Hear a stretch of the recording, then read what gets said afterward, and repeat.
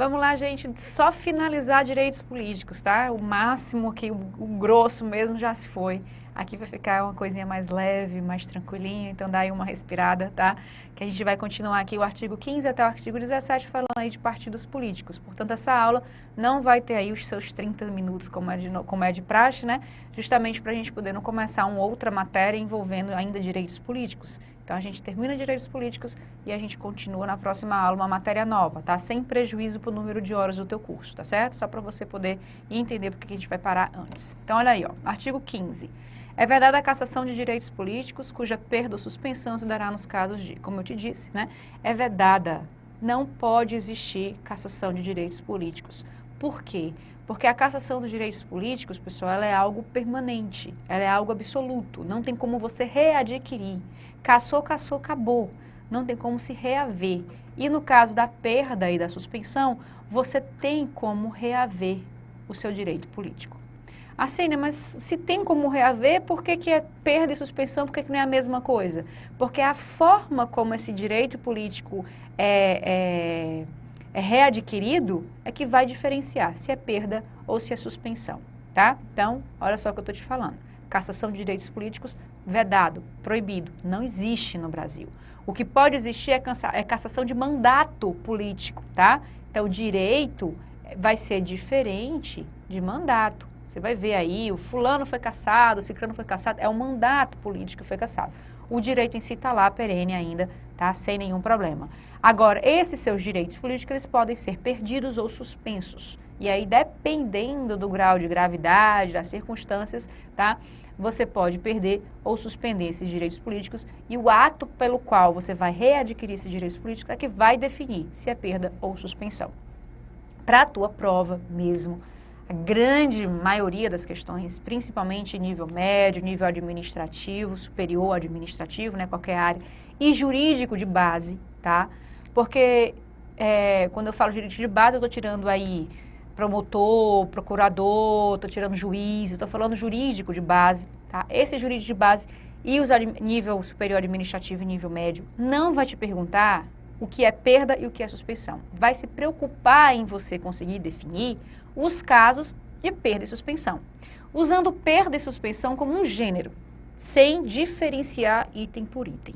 Então, na grande maioria das vezes, você mata as questões envolvendo o artigo 15 simplesmente em saber que o do inciso 1 ao inciso 5 são hipóteses de perda ou suspensão de direitos políticos, tá certo?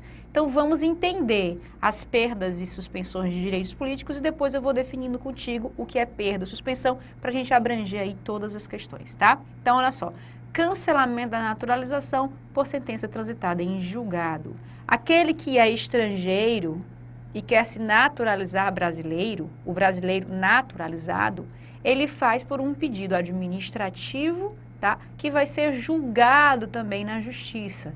Então, é um processo administrativo que inicia e ele é levado para a Justiça Federal e lá na Justiça Federal é dada uma sentença, tá? Essa sentença, ela vai ser transitada em julgado quando não couber mais nenhum recurso, quando não couber mais nada, quando tiver finalizado o processo. Finalizado o processo, o indivíduo está tranquilo, naturalizado brasileiro numa boa. No entanto, existem certas hipóteses onde essa naturalização pode ser cancelada, como a gente já, inclusive, viu lá no nosso artigo 14, tá? Nosso artigo 12, na verdade, parágrafo 4º, que o cancelamento da naturalização ela pode se dar por atividades, né, nocivas ao interesse público, né, ao interesse nacional. Então, nesse caso, por exemplo, um pedófilo ou uma pessoa que faz tráfico de mulheres ou que cometeu um crime muito grande, ou simplesmente porque ele não é pedófilo, mas ele, enfim, infringe a moral de uma forma muito abusiva. Esses atos, que não são crimes necessariamente, tá, podem gerar o cancelamento da naturalização daquele indivíduo. E nesse caso, se ele tem a sua sentença de naturalização cancelada, ele deixa de ser brasileiro e volta à sua condição de estrangeiro. E estrangeiro não tem direitos políticos, porque direitos políticos foi o que a gente viu, né? É aquela ideia de exercício ativo e passivo dos direitos políticos, tá? Incapacidade civil absoluta. Quem define isso daqui, pessoal, é o Código Civil. E a nossa incapacidade civil absoluta, ela vai ter várias situações, várias hipóteses. Por exemplo, uma incapacidade civil absoluta, mas que ela é transitória, um coma alcoólico. Você está ali julgado. Você está absolutamente incapaz, mas é algo transitório, né? Mas vão ter incapacidades civis absolutas que são mais definitivas, como a demência, na senilidade, na velhice, por exemplo, né? Traz também hipóteses de incapacidade civil absoluta. Então, dependendo aí da circunstância, tá? Você pode ser considerado aí civilmente incapaz e ter os seus direitos políticos, né, perdidos ou suspensos. Inciso terceiro, condenação criminal, tá? Crime, transitada em julgado, ou seja, não cabe mais nenhum recurso enquanto durarem seus efeitos. A condenação criminal, como a gente sabe, vai receber aí uma penalidade que pode estar privando você da sua liberdade, uma pena, né, de reclusão, detenção por tantos anos. Você pode também ter uma condenação criminal de multa ou de prestação alternativa, né, convertida aí em prestação alternativa. O que a Constituição diz é, enquanto aquela condenação criminal estiver em atividade, impondo ao indivíduo uma obrigação pelo ato criminoso que ele praticou, os direitos políticos também podem estar perdidos ou suspensos, entendeu? Então, enquanto durarem seus efeitos, eu tenho aqui uma situação de suspensão ou perda de direitos políticos. Não estou dizendo ainda o que é, porque eu vou dizer mais na frente. Recusa de cumprir a obrigação a todos impostas ou prestação alternativa, nos termos do artigo 5º, inciso 8º, que é aquilo que a gente viu como escusa de consciência, né? Ninguém será privado de seus direitos por se recusar a cumprir uma obrigação a todos os impostos, salvo se essa recusa atingir também a prestação alternativa. Ou seja, você que exerce uma religião e aquela obrigação que é imposta a todo mundo, a você está sendo algo que vai de encontro à sua religião e fere, portanto, a sua crença religiosa, você, nesse caso, tem direito a uma prestação alternativa. E essa sua prestação alternativa é a situação de escusa de consciência. É ela que vai lhe garantir o seu direito de crença, tá? Agora, se você se recusa a cumprir a obrigação que fere o seu direito de crença e a obrigação alternativa que tenta compatibilizar aquela obrigação a todos os impostos com o seu direito de crença, nesse caso, você vai também ter consequências nos seus direitos políticos. E aí a lei que vai dizer qual vai ser a obrigação alternativa, é a lei que vai definir qual vai ser o seu prejuízo, tá certo? Improbidade administrativa, nos termos do artigo 37, parágrafo 4º, tá? A lei de improbidade administrativa vai te trazer aí as situações onde pode acontecer perda ou suspensão do seu direito político. E essa lei de improbidade administrativa, você vê lá em direito administrativo, quando você tem aí os seus direitos políticos, né, que são suspensos. Já comecei, tá? Inciso 5, portanto, a hipótese de suspensão. Por que a hipótese de suspensão? Porque a própria lei administrativa, de improbidade administrativa te diz que você vai ter seus direitos políticos suspensos até no máximo 8 anos. Tá? Esse é o período máximo de suspensão. Mas por que a CNE é suspensão? Porque passado aquele prazo, não tem nenhum ato que você precise praticar. Nada. Nenhum registro, nenhum pedido, nenhuma liberação, nada. Para você voltar a exercer seu direito político, você apenas precisa mostrar que você teve uma condenação por improbidade administrativa na data tal e que já se passaram tantos tempos e que você agora já está livre. Não tem nenhum ato a mais. Acabou. Por conta disso, é a hipótese de suspensão. Na recusa de cumprir obrigações a todos os impostos ou prestação alternativa, a maioria da doutrina vai te impor uma situação de perda de direitos políticos. Por quê? Porque na grande maioria das vezes você vai ter que praticar algum ato, pagar uma multa para poder requerer seus direitos políticos de volta, né? A declaração de gozo de direitos políticos. Você vai ter que cumprir algum outro ato, enfim, você vai ter algo a mais a ser feito para que você retome, né, o exercício desses direitos políticos. Então, como tem um algo a mais a ser feito, a situação é de perda. A suspensão é como eu te falei, ela deixa em suspenso, você ainda tem, mas você está ali suspenso. Quando aquela condição que suspende seus direitos políticos cessar, eles voltam a valer. Na perda, não. Há realmente um rompimento. E por haver esse rompimento, você precisa praticar um outro ato. E esse outro ato é que vai te permitir o exercício, novamente o exercício dos direitos políticos. Por conta disso, perda de direito político, ok? Condenação transitada em julgado enquanto durarem seus efeitos. Arsênia, cumpri a minha pena, saí, acabou, extinguiu minha punibilidade. Agora, volta a exercer seus direitos políticos. Não precisa de mais nenhum ato. Seus direitos são, né, retomados automaticamente. Suspensão, portanto. Incapacidade civil absoluta. Na grande maioria das vezes, nós vamos ver aí na doutrina, né? Doutrinador dizendo que é suspensão, doutrinador dizendo que é perda. Eu entendo, Arsênia, entendo que é uma situação que vai depender da circunstância. Por exemplo, aquele que está mentalmente incapaz por deficiência, né, por debilidade mental mesmo, na senilidade, uma demência, ele vai ter uma sentença que vai lhe considerar incapaz. Aquela sentença é que lhe retira a capacidade.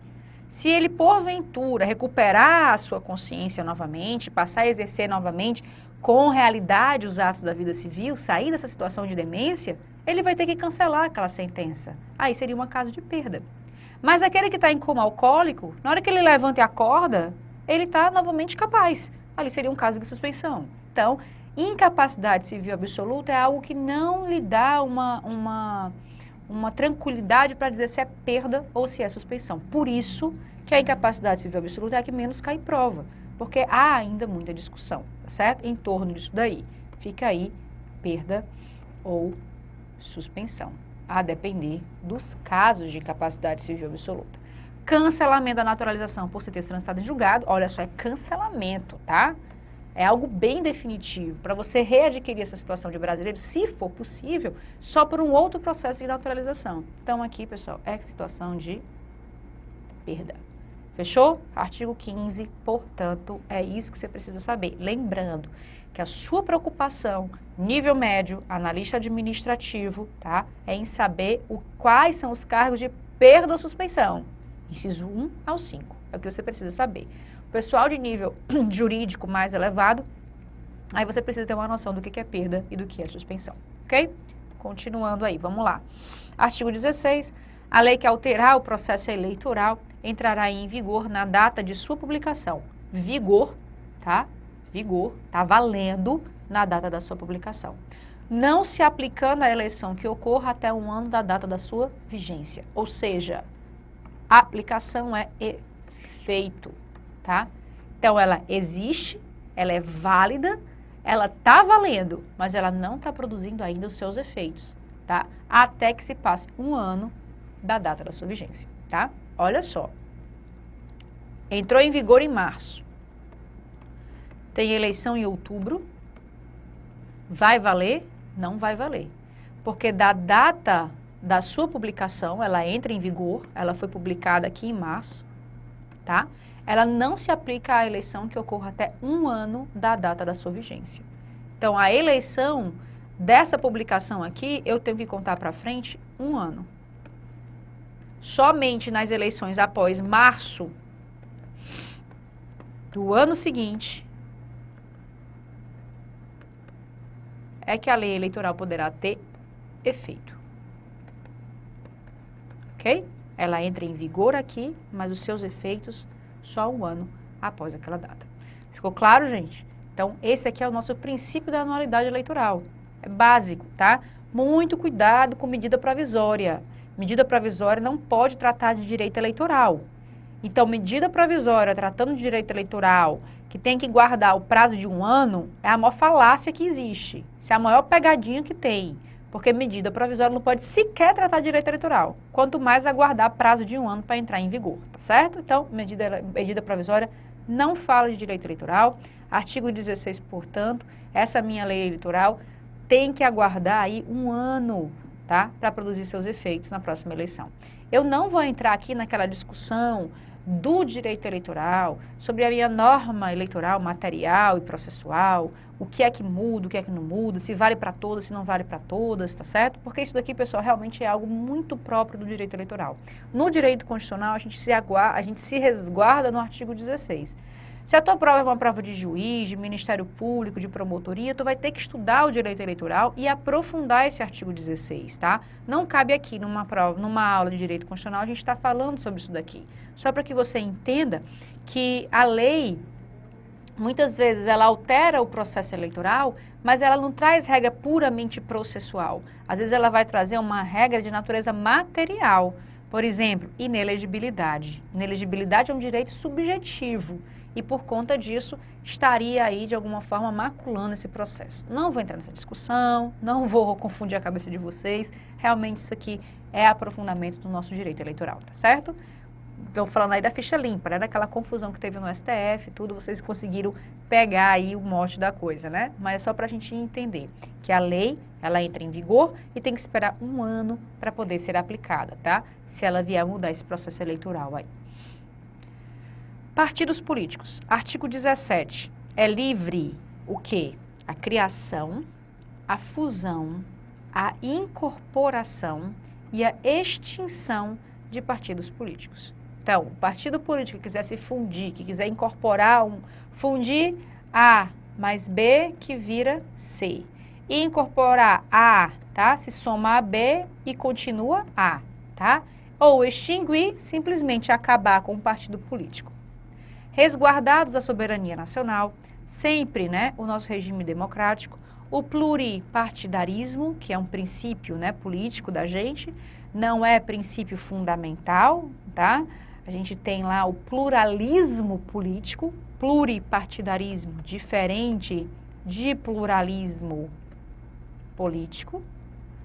Isso daqui se refere à pluralidade de ideia, aqui se refere à pluralidade de partido, tá certo? Os direitos fundamentais da pessoa humana e observado os seguintes preceitos. Tem que ter caráter nacional, não existe partido político regional do estado X, do município B. Proibição de recebimento de recursos financeiros de entidade ou governo estrangeiro, tá? Justamente para garantir a soberania nacional. Ou subordinação a estes governos estrangeiros, não pode. O Partido do Socialista Cubano não pode vir para cá, tá? Prestações de contas à Justiça Eleitoral, sempre, né, essa prestação de conta. Funcionamento parlamentar de acordo com a lei. Então, nós temos aqui uma lei para definir como que esse partido político vai trabalhar, né, nessa ideia aí de atuação partidária. É assegurada aos partidos políticos a autonomia para definir sua estrutura interna, organização e funcionamento, e para adotar os critérios de escolha e o regime de suas coligações eleitorais, sem obrigatoriedade de vinculação entre as candidaturas em âmbito nacional, sem, tá? Estadual, distrital ou municipal. Então, se o PT se juntou com o PC do B para a candidatura de presidente, isso daqui não precisa se repetir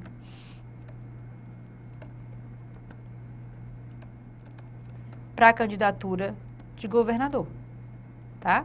Ó, sem obrigatoriedade de vinculação entre as candidaturas em âmbito nacional, estadual, distrital, municipal, devendo seus estatutos estabelecer normas de disciplina e fidelidade partidária, tá? Parágrafo 1º, portanto, traz uma regrinha geral, garantindo a autonomia e garantindo a não vinculação e joga aí para a lei, tá? A própria lei, os estatutos dos partidos políticos, definir aí como é que fica a parte de disciplina e fidelidade partidária.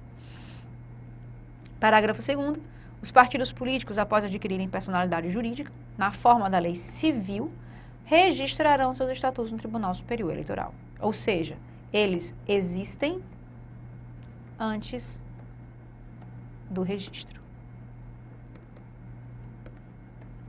Isso aqui é muito importante para você entender. Por quê? Porque a maioria das bancas vão dizer que eles só vão existir com o registro no Tribunal Superior Eleitoral. Não, eles vão existir antes do registro. Eles já existem, ou seja, eles adquirem personalidade jurídica conforme a lei civil. Tá? O seu estatuto lá regulamentado, onde for que ele tem que ser averbado, no cartório, no que for. Pronto, existiu. Está lá o partido político existente. E agora o que eu preciso fazer?